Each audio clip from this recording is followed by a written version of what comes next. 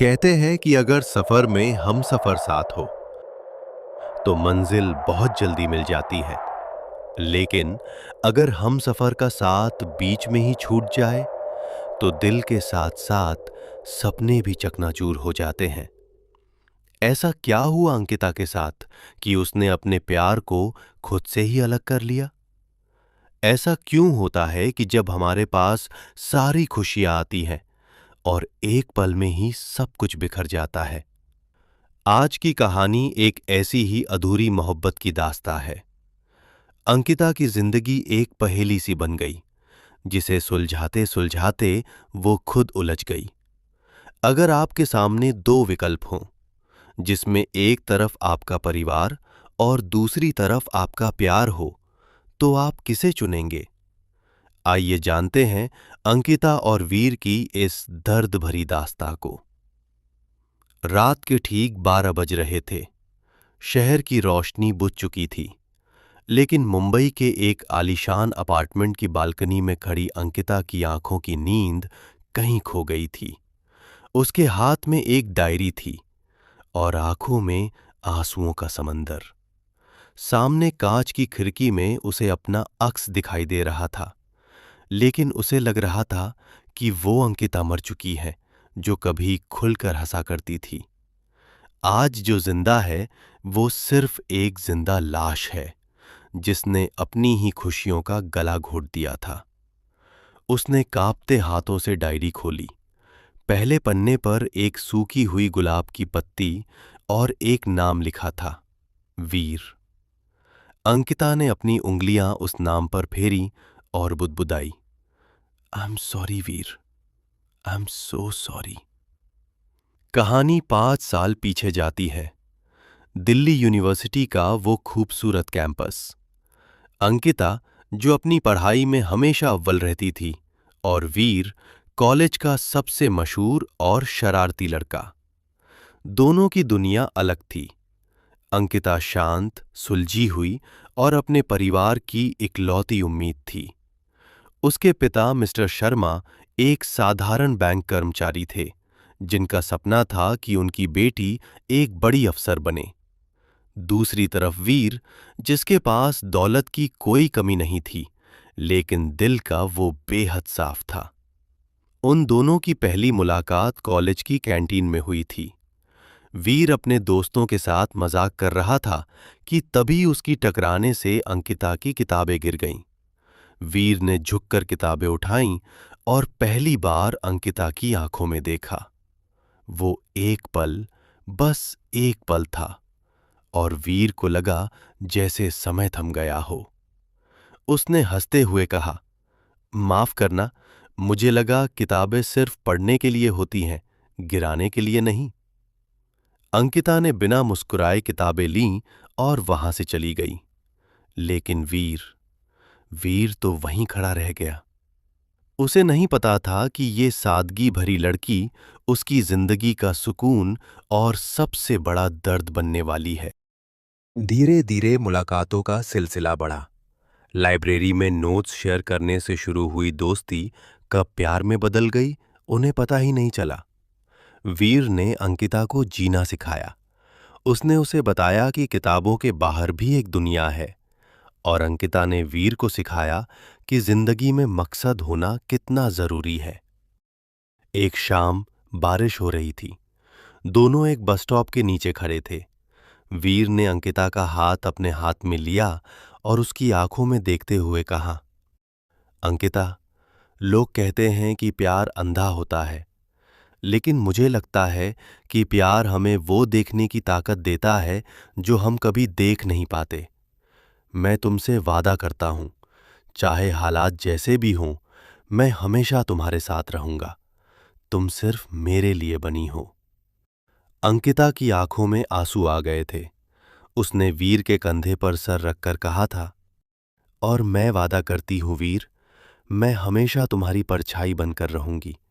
मैं बनी हूं सिर्फ तेरे लिए। वो दिन और आज का दिन, सब कुछ कितना बदल गया था। इन 3 सालों में उनका प्यार परवान चढ़ा। दोनों ने एक दूसरे के साथ भविष्य के सपने देख लिए थे।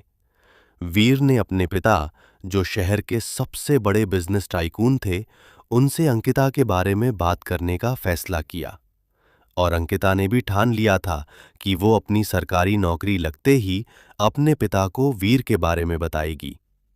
सब कुछ किसी परी कथा जैसा चल रहा था, लेकिन कहते हैं ना कि वक्त को किसी की खुशियां बर्दाश्त नहीं होती।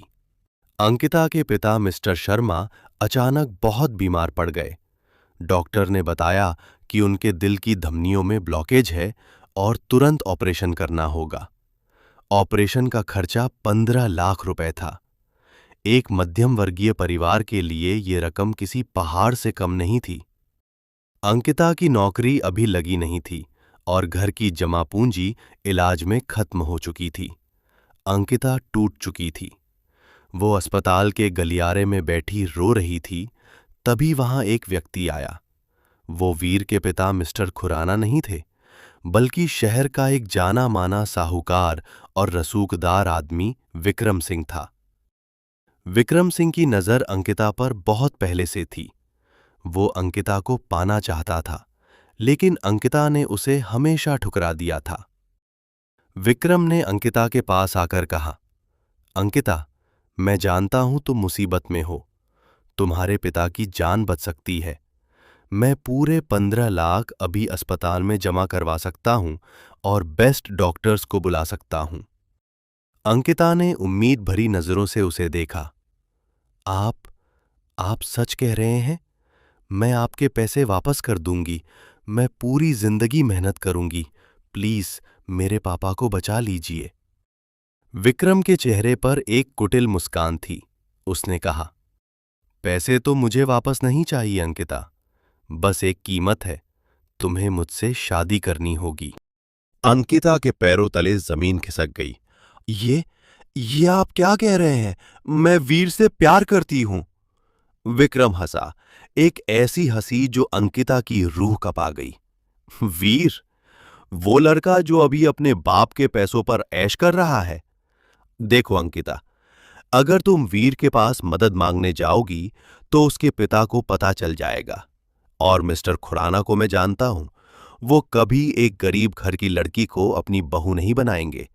वो तुम्हारे पिता की बेइज्जती करेंगे और तब तक शायद तुम्हारे पिता के पास वक्त ही न बचे। विक्रम ने घड़ी की तरफ इशारा किया। फैसला तुम्हारा है। एक तरफ तुम्हारा प्यार है और दूसरी तरफ तुम्हारे पिता की सांसें। अगर तुमने मुझसे शादी के लिए हां नहीं की तो मैं अस्पताल वालों को फोन करके इलाज रुकवा सकता हूं। मेरे पास उतनी पावर है।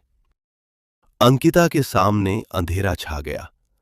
एक तरफ वो वीर था जिसे उसने पूजा था और दूसरी तरफ वो पिता जिसने उसे उंगली पकड़कर चलना सिखाया था।